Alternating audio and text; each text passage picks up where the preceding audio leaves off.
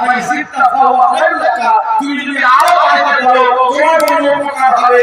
ওই সাহাবী বলছেন হুজুর আমি সব কিছু বাদ দিয়ে পূর্ণ সময় আপনার প্রতি দুরূদ করতে কাটিয়ে দেব। কেমন হবে? রাহমাতুল লিল আলামিন বলছে তোমার সমস্ত গুনাহ আল্লাহ ক্ষমা করে দেবে।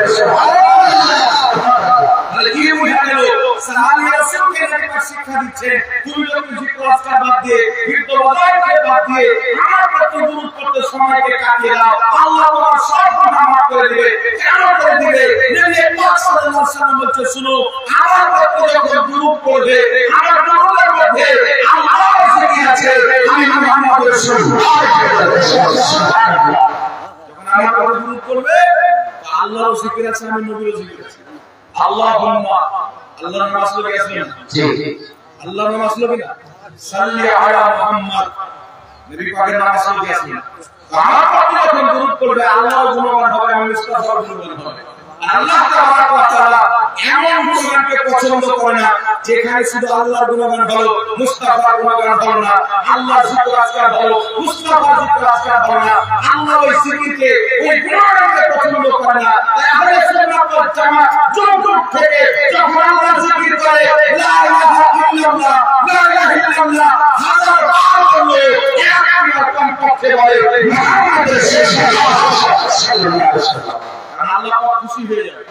জি তাই পবিত্র কোরআন পাকের 500 গ্রন্থের মধ্যে এসেছে কোন ব্যক্তি যদি সারা জীবন বলে লা ইলাহা ইল্লাল্লাহ লা ইলাহা ইল্লাল্লাহ লা ইলাহা ইল্লাল্লাহ কোটি কোটি বার বলে মুসলমান হতে পারে না যতক্ষণ পর্যন্ত না একবার বলে মুহাম্মদ রাসূলুল্লাহ সুবহানাল্লাহ। নবী রাসূলের ওসিলা ব্যতীত কেউ মুসলমান হতে পারে না, নবী রাসূলের ওসিলা ব্যতীত কেউ ঈমানদার হতে পারে না। দুনিয়াতে মহান রব্বুল আলামিন পরিচয় আল্লাহ পাক কুদরত রাখে ওয়া হুয়া আলা কুল্লি শাইইন কাদির, প্রত্যেক মুমকিন জিনিসের প্রতি আল্লাহ কুদরত রাখে।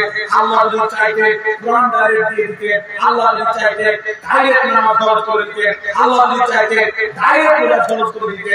আল্লাহ কি জিজ্ঞাসা করে খোদা তুমি তো সব ডাইরেক্ট দিতে পারো, কেন তুমি কোরআন দিচ্ছ, মাধ্যম জিবরিলকে বানাচ্ছো, ওসিলা মুস্তাফাকে বানাচ্ছো, নামাজ দিচ্ছ ওসিলা মুস্তাফাকে বানাচ্ছো, রোজা দিচ্ছ ওসিলা মুস্তাফাকে দিচ্ছ, তোমার প্রত্যেকটা পয়গাম মুহাম্মদ রাসূলুল্লাহ বলে দিচ্ছ। আল্লাহকে শুনে আমি সব কিছু আমার মধ্যে শিখাতে দিলাম। আমি আল্লাহর কাছে কিছু পেতে চাই, আমি আল্লাহকে খুশি করতে চাই, আমি আল্লাহকে রাজি করতে চাই, সব করতে আমার হাবিব নবী মুহাম্মদ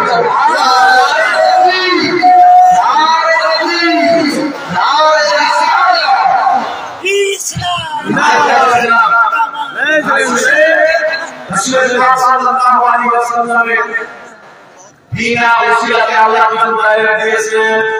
জোরে বলে সিদ্দিকে আকবর মুসলমানকে আল্লাহ দান করেছেন, ফারুকে আযম মুসলমানকে আল্লাহ দান করেছেন,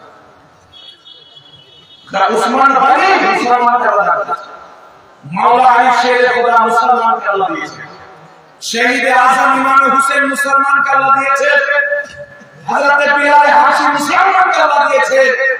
এই সমস্ত সাহাবা যারা একটি চন্দ্রের আশেপাশে উজ্জ্বল নক্ষত্র নিজের আলো ছড়ায়, আকাশের সৌন্দর্যকে যায় বাড়ায়, এই সমস্ত সাহাবা কোথায় থেকে এসেছে? রব্বুল আলামিন চাইতে সাহাবিয়াতের মাকাম, সাহাবিয়াতের মর্যাদা ডাইরেক্ট দিতে পারতেন। আল্লাহ যদি চায় ডাইরেক্ট কাউকে ওলি বানাতে পারে, আল্লাহ যদি চায় ডাইরেক্ট জাহান্নামকে জান্নাতি বানাতে পারে, আল্লাহ যদি চায় একজন চোরকে ওলি বানিয়ে দিতে পারে।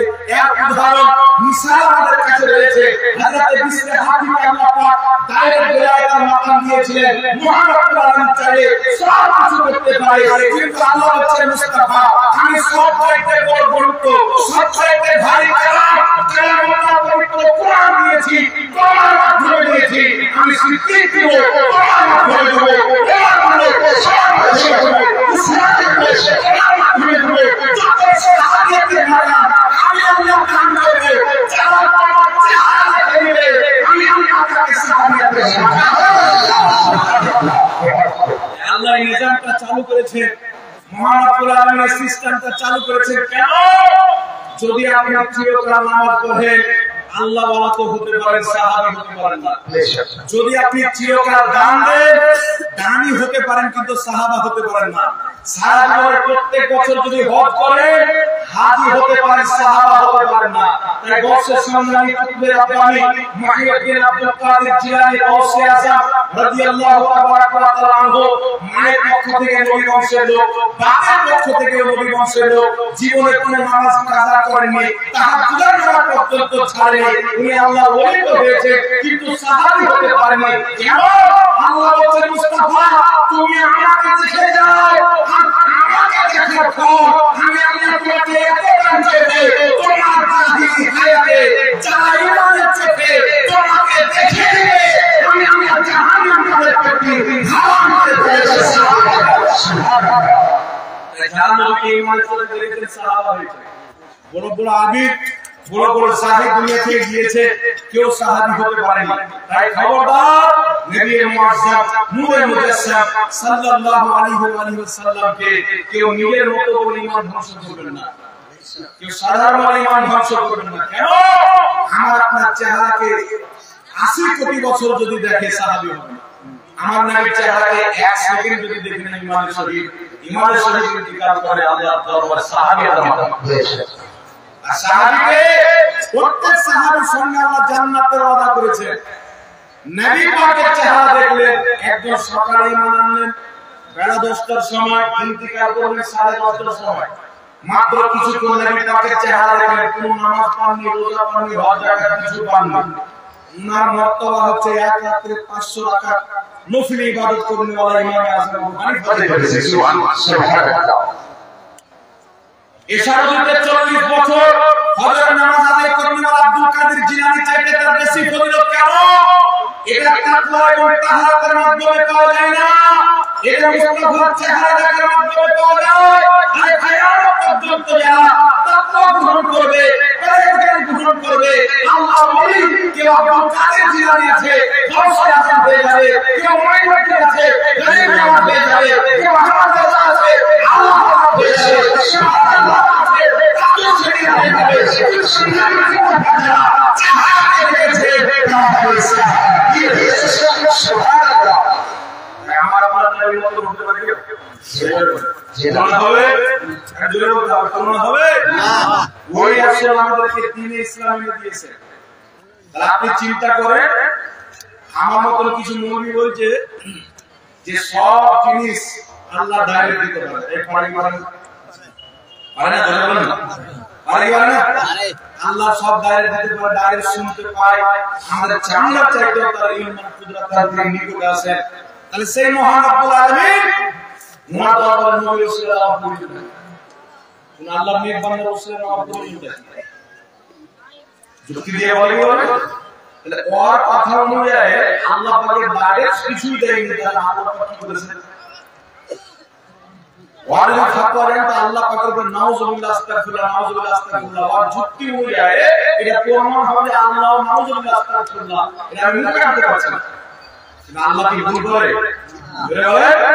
আল্লাহ ভুল থেকে পাক, ভুল হচ্ছে একটি আয়াত, আল্লাহ প্রত্যেক আয়াত থেকে পাক। তাহলে আল্লাহ তাবারক ওয়া তাআলা আমাদেরকে যা দিয়েছে মুস্তাফা ছাড়া কিছু দেয়নি, মুস্তাফাকে বাদ দিয়ে কিছু দেয়নি।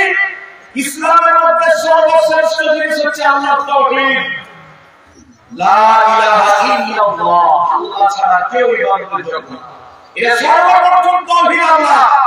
আল্লাহ বলেন মাহবুব সবচাইতে বড় জিনিস আমি আল্লাহর তাওহীদ, যে তাওহীদকে মানার জন্য আদম থেকে নিয়ে ঈসা পর্যন্ত আমি লক্ষ লক্ষ নবী পাঠিয়েছি। হে মুস্তাফা, ওই তাওহীদ যখন আমি তোমার উম্মতকে দিব, ওই মুস্তাফা তুমি নিজে সালাম দিয়ে বলে দাও আল্লাহ, ওই আল্লাহ এক করবেন। সুবহানাল্লাহ। আমি যে তাওহীদ দিব যিনি তোমার মাধ্যমে যারা তোমার রিসালাতের জবানে শুনে, নবুয়তের জবানে শুনে আমি আল্লাহকে এক মানে তারাই হবে মুসলমান। সুবহানাল্লাহ। আল্লাহ তাওহীদ নবী ছাড়া দেন, কুরআন নবী ছাড়া দিচ্ছেন না, হাদিস নবী ছাড়া দিচ্ছেন না, আপনার রোজা নামাজ নবী ছাড়া দিচ্ছেন না। তাহলে কি বুঝতে পারলেন? নবী রাজি তো খোদা, মাশাআল্লাহ বলে নবী রাজি, খোদা রাজি। নবী যদি রাজি হয়ে যায় খোদা রাজি হয়ে যাবে। আর যারা মুস্তাফাকে কষ্ট দিয়েছে মহান রব্বুল আলামিন বলে আমার নবীকে যারা কষ্ট দিল তারা আমি আল্লাহকে কষ্ট দিল। মেহেদি রাসূলুল্লাহ ফাকাত আল্লাহ যারা আমার নবীকে খুশি করে দিলে তারা আমি আল্লাহকে খুশি করে দিল। আমার নবীর কথা মেনে নাও, আমি আল্লাহর কথা মানা দেব। আমি আমার নবীর আদেশ মানো, আমি আল্লাহর আদেশ মানবো। কেন? আল্লাহ বলছে শুনো, আমার নবী নিজে থেকে কিছু বলেন না, আমি যা ওহী করি আমার নবী তাই বলে। সুবহানাল্লাহ। তাহলে জামানে মুস্তাফা কথা বলে, নবী পাকের জামানে আল্লাহ পাক কথা বলে।